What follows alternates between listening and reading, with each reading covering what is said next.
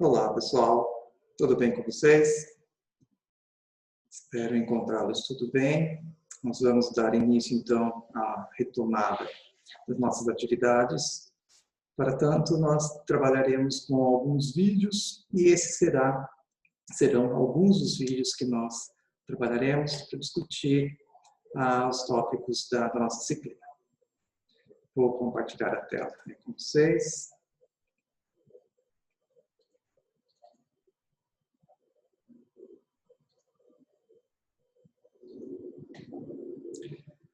Então, vamos recapitular então o que nós começamos a ver no início da nossa disciplina e discutir novos tópicos também. Só um aviso em que esse vídeo ele tem a finalidade exclusiva para ser utilizado para o curso para a disciplina de farmacocinética do curso de farmácia da UFMG. Ele está sob proteção intelectual.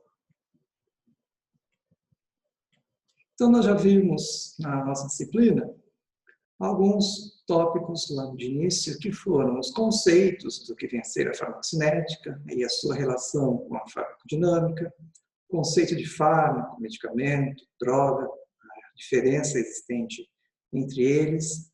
Também já adentramos nos estudos pré-clínicos e clínicos, tanto fase 1, 2, 3 e 4, e principalmente fase 1 do estudo clínico, de onde se obtém as informações farmacocinéticas, e iniciamos, então, a discussão sobre os processos farmacocinéticos. E é nesse ponto, então, que daremos continuidade.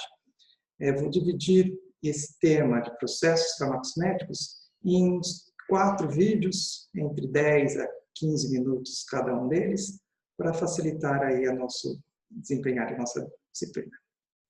Então, vamos lá, retomar, então, processos farmacocinéticos. O primeiro deles, a absorção. Então, o que vem a ser a absorção? Então, a absorção tem como conceito a transferência do fármaco do local da sua administração para a circulação sanguínea.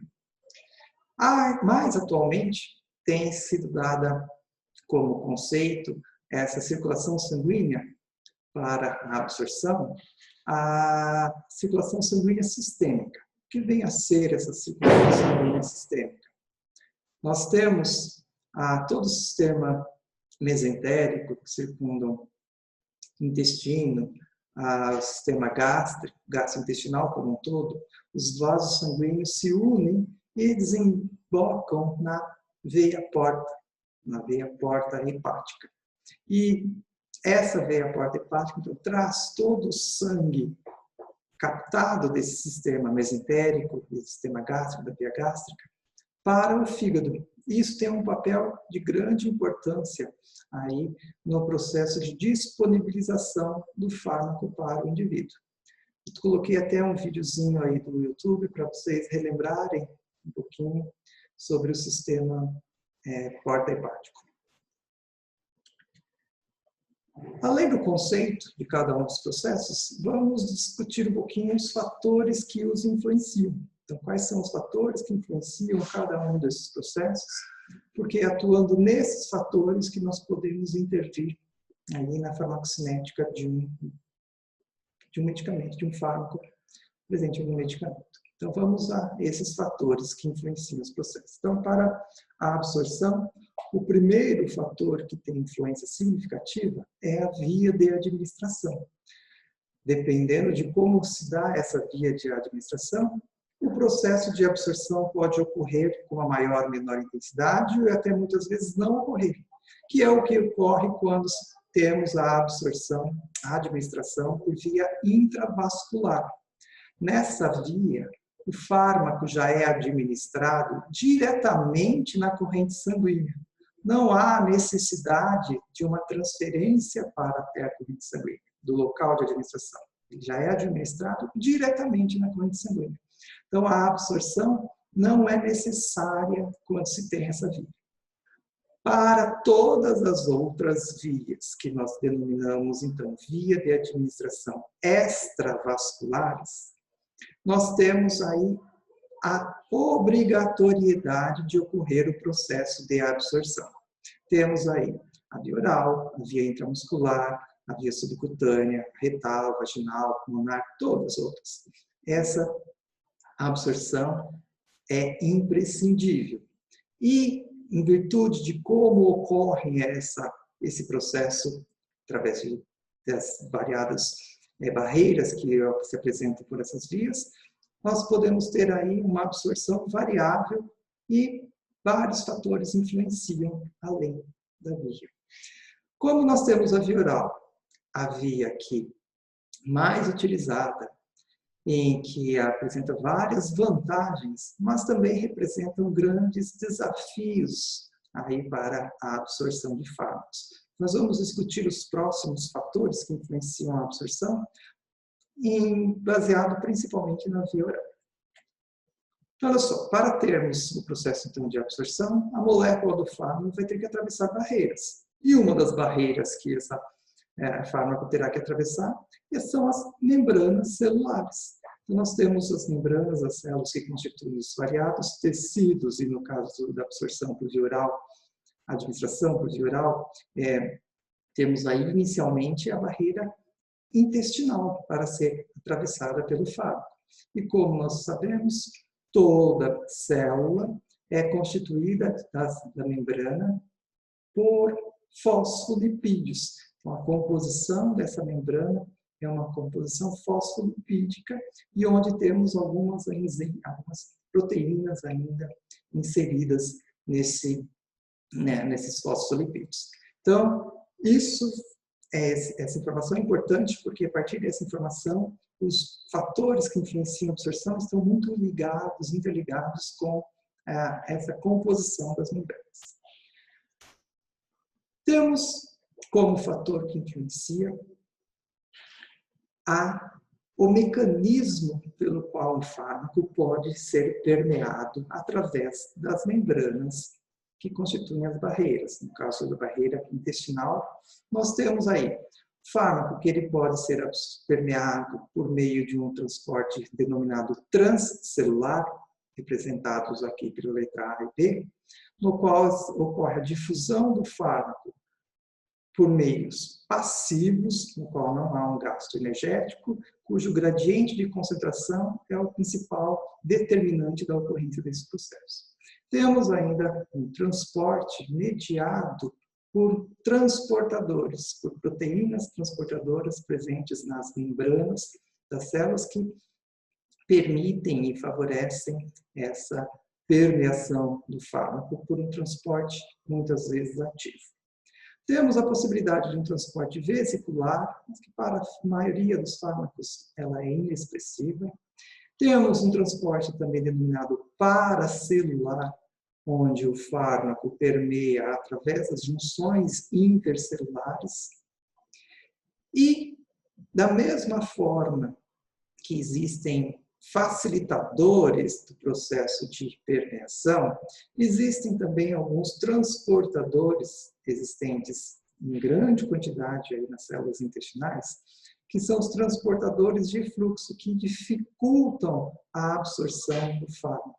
Um dos principais e mais estudados atualmente é a PGP, a glicoproteína P, que é um transportador de fluxo, tem um papel importante aí como inibidor do processo de permeação, consequentemente uma absorção prejudicada para muitos fármacos.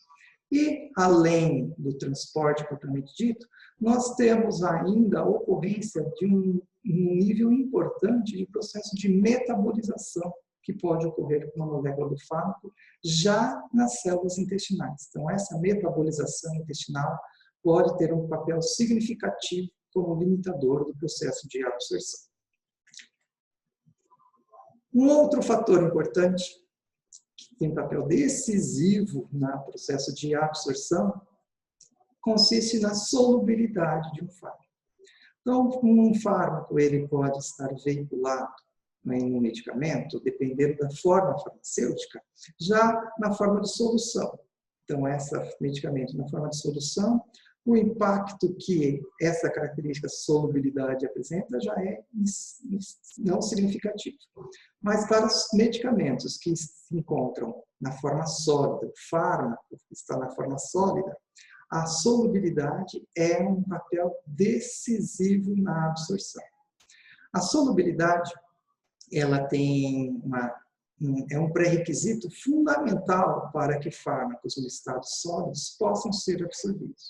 E como os líquidos que constituem o trato gastrointestinal é um ambiente hidrofílico, meio aquoso, o fármaco tem que apresentar certa capacidade de se solubilizar nesse ambiente hidrofílico.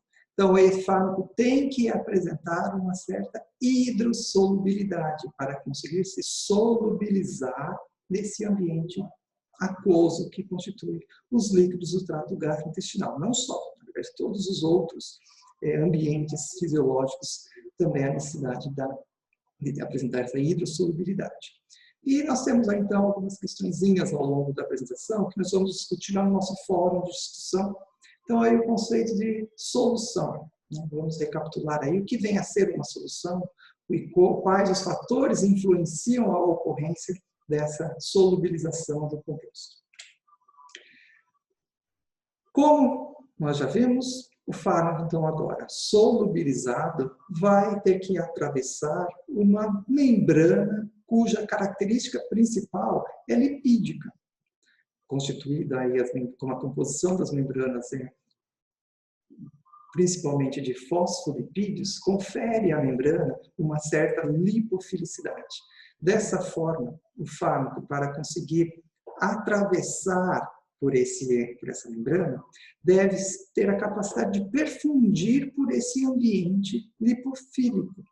Dessa forma, o fármaco tem que apresentar uma certa lipossolubilidade, uma lipofilicidade também.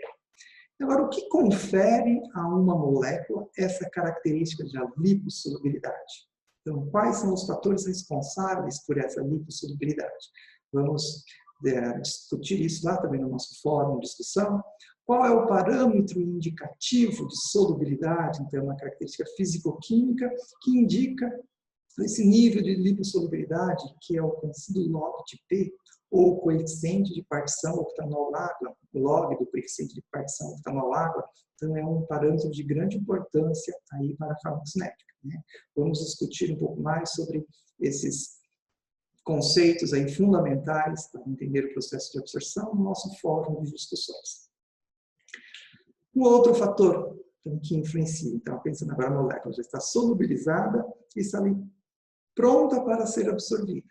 Qual um outro fator que tem um papel decisivo na facilitação ou no impedimento dessa permeação através das membranas? O fator é o grau de ionização que essa molécula estará nesse ambiente. Como a maioria dos fármacos são ácidos fracos ou bases fracas, isso significa que a sua ionização ela é incompleta. E, além de ser incompleta, ela é muito dependente do pH do meio onde esse fármaco está solubilizado. Então, por isso que é uma inter-relação grande entre pKa da molécula, que é o coeficiente de dissociação dessa molécula, e o pH do meio onde ela se encontra, no caso é o pH do local de absorção, vai ter papel decisivo. Somente moléculas não ionizadas têm a capacidade de ser permeadas, porque moléculas não ionizadas é que vão apresentar uma melhor lipofilicidade. Já uma molécula ionizada, ela adquire uma polaridade tão significativa que a torna hidrossolúvel ou hidrofílica, que impede, então, a sua permeação através das membranas pelos transportes passivos. Existem aí transportadores que são específicos para cátions orgânicos, íons, e para algumas moléculas aqui que alguns fármacos são até substrato para esses transportadores. Mas para a grande maioria, aí o estado ionizado é um dificultador para a absorção. E dessa forma, o pH desse local tem impacto decisivo no local, na forma que vai ocorrer, em intensidade com que ocorra esse processo de absorção. Então, temos aí outros fatores também que são considerados secundários, mas não de menor importância. para a absorção. Então, quais são esses fatores? A área absortiva, então, do local onde ocorre a administração do fármaco, esse mecanismo de absorção, que eu já comentei, a circulação do local, então nós temos, dependendo da circulação sanguínea do local onde vai ocorrer essa administração, temos uma menor ou maior absorção, concentração do fármaco, então a dose do fármaco, ela tem papel decisivo, interação com alimentos e até mesmo a forma farmacêutica. Então, nós temos aí formas farmacêuticas que são projetadas especificamente para modular esse processo de absorção. Então é isso que nós temos nesse nosso primeiro vídeo. Até o nosso próximo. Obrigado.